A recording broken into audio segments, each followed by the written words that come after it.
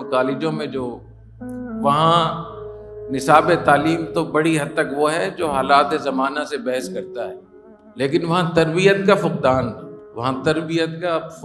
ہے، تربیت ہے نہیں صحیح سے، بلکہ الٹی تربیت۔